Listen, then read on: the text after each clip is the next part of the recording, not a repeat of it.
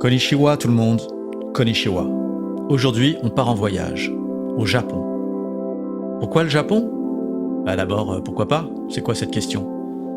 Ensuite, parce qu'en matière de démographie, le Japon est passionnant, amusant et terrifiant. Le Japon ne fait rien comme tout le monde, mais il n'est pas exclu que tout le monde fasse comme le Japon. J'admets, c'est pas très clair. Alors prenez votre sac à dos Hello Kitty, je vous emmène. Bonjour, je m'appelle David Duhamel et je suis professeur d'économie à l'ILIRI, l'Institut libre d'études des relations internationales, et enseignant à Sciences Po Paris. Je vous parle d'un monde dans lequel on vit et surtout du monde à venir, un monde sans enfants.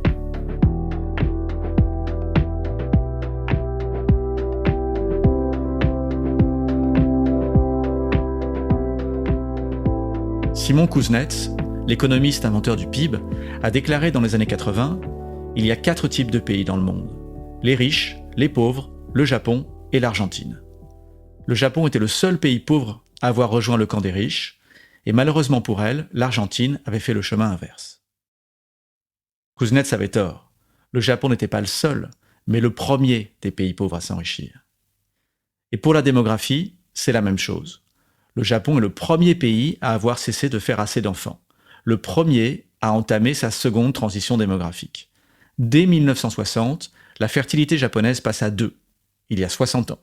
Et dès 1990, elle se fixe à 1,5 et elle est toujours là, en gros, en 2021, 1,3. Au Japon, cela fait déjà 10 ans que l'on vend plus de couches pour les seniors que pour les bébés. C'est le temps de la shoshika, la sous-natalité. Ce qui distingue le Japon n'est pas son faible taux de fertilité, il y a bien pire. Attendez un peu qu'on parle de la Corée du Sud.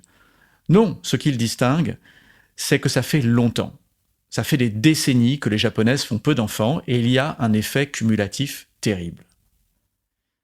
Le Japon est le pays le plus vieux du monde, à presque 49 ans d'âge médian. Ça veut dire que la moitié de la population a plus de 49 ans. Il y a plus de femmes de 40 ans que de femmes de 30 ans, que de femmes de 20 ans, etc.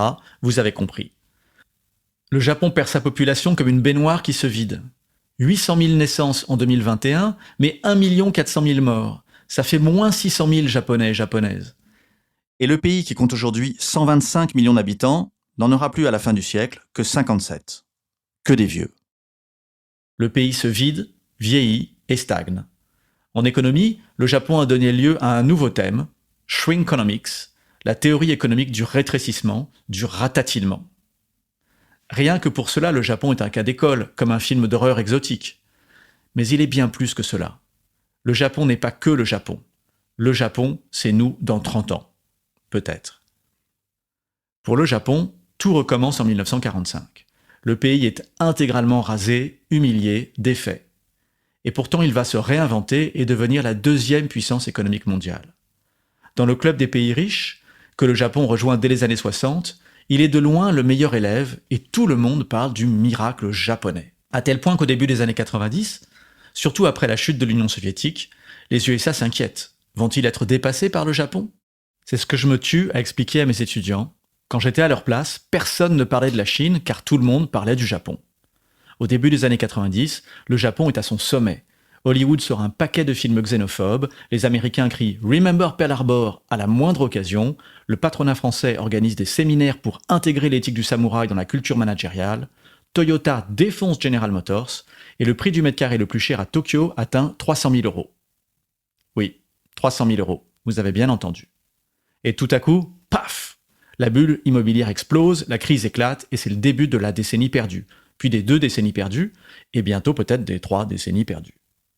Depuis 1995, le PIB japonais a perdu 8%, là où le français a augmenté de 60%, et le chinois de 2000%. Oui, 2000%, là aussi, vos oreilles fonctionnent. En l'espace de quelques années, le meilleur élève de la classe est devenu le cancre.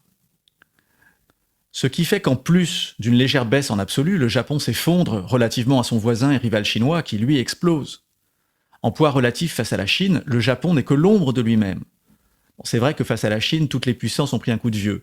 Pas que le Japon, mais aucune autant que le Japon. Et le problème, c'est que dans le cas du Japon, ce coup de vieux est littéral aussi. Car si au Japon, on fait peu d'enfants, on fait beaucoup de vieux. C'est au Japon que l'espérance de vie est la plus grande, 85 ans. et au Japon qu'il y a le plus de centenaires en pourcentage de la population. Donc le problème n'est pas seulement l'absence de jeunes, mais aussi le déséquilibre à cause du nombre de seniors. 30% de la population a plus de 65 ans, ce qui pose d'importants problèmes de financement, évidemment. Mais une population qui vieillit, c'est aussi une population pessimiste. Une population qui voit sa situation économique stagner est encore plus pessimiste. Les Japonais n'y croient plus. Le taux de suicide est un des plus hauts du monde, et plus triste encore, le Japon se distingue par de nombreux suicides d'enfants. En 2020, il y a eu 415 suicides d'enfants de 6 à 18 ans, un record. Et en 2022, un film intitulé Plan 75 raconte un futur proche et dystopique où le gouvernement accompagne vers la mort toute personne âgée de plus de 75 ans qui le désire et à qui on fait franchement sentir qu'elle est un poids pour la société. Ce film, qui a été primé à Cannes, est poignant. En fait, j'ai réalisé l'ampleur du pessimisme japonais il y a quelques années en faisant des recherches sur l'espérance de vie. Un rapport de l'OCDE m'avait frappé. Il commençait par un classement classique des pays riches en fonction de leur espérance de vie. En tête, le Japon, avec à l'époque 83 ans, et loin, loin derrière, à la 28e place, les États-Unis, avec 78,8 ans. Autrement dit, la population japonaise est celle qui est en meilleure santé au monde, et les Américains, c'est pas terrible, surtout si on pense à leur richesse. Jusque-là, que du classique. Mais les gars de l'OCDE étaient allés plus loin. Ils avaient fait un sondage, une évaluation subjective de la santé, demandant aux sondés s'ils étaient, selon eux, en très bonne santé, moyenne santé, mauvaise ou très mauvaise santé. Et là, le classement change complètement. Qui sont les ravis de la crèche, qui se disent en très bonne santé ? Les Américains. Ils sont quasiment les premiers dans ce classement. Et qui est le dernier de ce classement ? Bingo, le Japon. Le pays qui est objectivement le pays en meilleure santé de la planète est aussi celui qui se pense le plus en mauvaise santé. C'est bizarre. Comment j'explique ce faible taux de satisfaction ? Qui dans la vie râle le plus sur sa santé ? Les vieux. Où y a-t-il le plus de très vieux au monde encore vivants pour se plaindre ? Au Japon. Ailleurs, ils sont déjà morts. Bon, j'exagère un peu, mais les personnes âgées ont tendance à craindre l'avenir et à penser que c'était mieux avant, sans comprendre que c'était eux qui étaient mieux avant. Cet article date de 2015. Depuis, l'espérance de vie aux USA a baissé de près de 3 ans et celle du Japon est montée de presque 2 ans. Mais je suis sûr que les Américains gardent leur optimisme béat et que les Japonais font encore plus la gueule. J'ai une question pour vous à ce propos. À votre avis, il vaut mieux être dans la situation des Américains ou des Japonais ? Dit autrement, imaginez-vous en couple. Préfériez-vous être persuadé de la fidélité de votre partenaire alors qu'il ou elle est infidèle, ou convaincu de son infidélité alors qu'il ou elle est fidèle ? Vous avez 3 heures. Bon courage. Les Japonais font du pessimisme un art, mais c'est encore pire pour les Japonaises. Car, comme partout sur la planète, les femmes au Japon vont beaucoup plus à l'université qu'auparavant et travaillent davantage que les générations passées. Comme en Europe ou en Amérique du Nord, l'égalité homme-femme n'est pas réalisée du tout. Au classement mondial de l'égalité des sexes, l'Islande est championne, la France est 14e et le Japon 116 sur 146.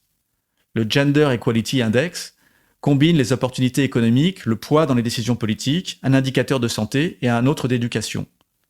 Sachant que le Japon est le champion de la santé et qu'il est très bon dans l'éducation, c'est vous dire sa nullité en égalité des droits politiques et économiques. Il suffit d'écouter Yoshiro Mori, un ancien Premier ministre déclaré en 2021 que les femmes parlent trop dans les réunions et qu'elles ne peuvent rester que si elles se taisent.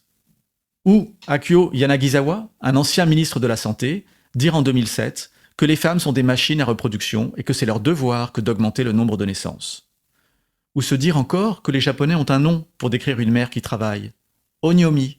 C'est joli ça, onyomi. Qu'est-ce que ça veut dire ? Femme démon. Il faut quand même noter que Naruhito, Sa Majesté l'Empereur du Japon, a pris un congé paternité lors de la naissance de son fils. Un signal fort qui reste totalement inaudible dans un océan de misogynie.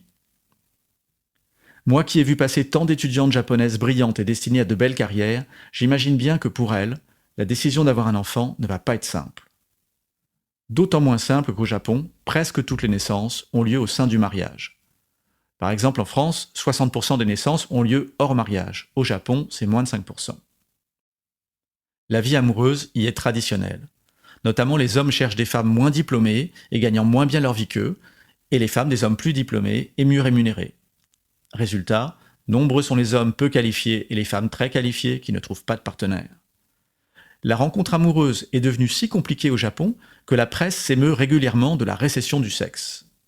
Entre les asexués, les sushoku danshi, littéralement les hommes herbivores effrayés par les femmes trop indépendantes, les hikikomori, ceux qui ne sortent plus jamais de chez eux, un comportement qui est maintenant possible grâce à la technologie, on peut télétravailler et se faire livrer tout ce dont on a besoin, les célibataires, les vierges, 22% des femmes et 26% des hommes de 18 à 39 ans, d'après une enquête nationale.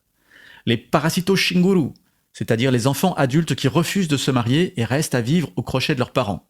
Les tanguis, quoi. Et même ceux qui épousent des personnages fictifs. Plusieurs milliers de personnes, selon un article du New York Times. Le Japon ne fait pas beaucoup l'amour comparé aux autres pays ou aux autres époques.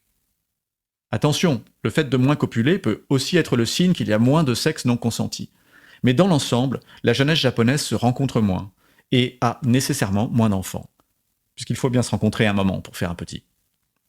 Ce récit à propos d'un Japon sans sexe ressort régulièrement dans la presse internationale. Mais ce n'est pas qu'une histoire de Japonais. En fait, ils ne sont pas si différents des Occidentaux, juste en avance.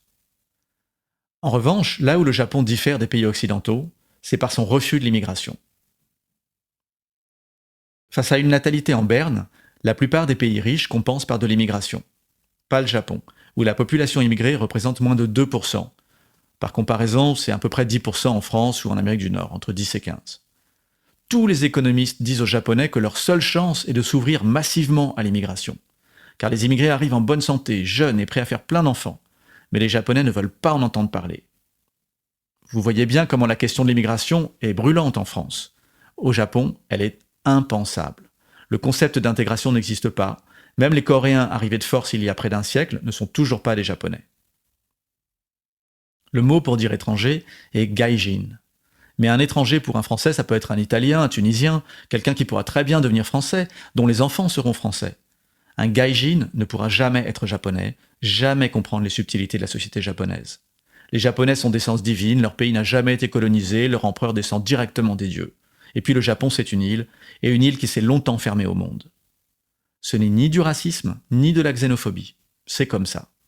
Je vous donne quelques exemples.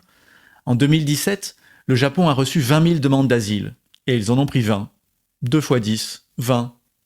En 2020, le journal Asahi rapporte qu'un travailleur chinois a bénéficié du visa « compétences particulières » et a pu faire venir son épouse et son fils. Un travailleur immigré a bénéficié du regroupement familial et il fait la une des journaux. Un seul. Il leur en faudrait 700 000 par an. Et quand on demande aux personnes âgées si elles préfèrent être soignées par des robots ou par des étrangers, elles préfèrent les robots. Alors si le Japon refuse de changer, refuse l'immigration, il ne lui reste qu'une possibilité. Décliner, puis disparaître avec dignité. C'est d'ailleurs ce qu'il a commencé à faire. Le Japon a beau stagner économiquement et faiblir démographiquement, cela reste une société sans chômage et sans violence, du moins physique, où les conducteurs de train s'excusent s'ils ont 1 minute de retard. Il parle alors de créer une économie Galapagos, où l'on consomme ce que l'on produit sur place, quitte à se refermer au monde une nouvelle fois. Pour certains, ce déclin est le signe d'une maturité, la preuve d'une sagesse. A priori, 57 millions de vieux japonais pollueront moins, n'attaqueront personne, et peut-être évolueront-ils comme une forêt de bonsaï, toujours plus jolie. Cela dit, par le passé, le Japon a été capable de se réinventer, de se moderniser à la vitesse de l'éclair au XIXe siècle, de rebondir comme personne après la Seconde Guerre mondiale. Il nous réserve peut-être une surprise. Mais personnellement, je ne sais pas bien où il va, et je crains que nous n'assistions au crépuscule du pays du soleil levant. C'est la fin de cet épisode. Suivez-moi dans cette passionnante histoire d'un monde sans enfants. Abonnez-vous, likez, partagez, mettez des étoiles, c'est toujours super, et cela aide. Et on se retrouve dans le prochain épisode. Et si cela ne vous a pas plu, partagez-le avec des gens que vous n'aimez pas.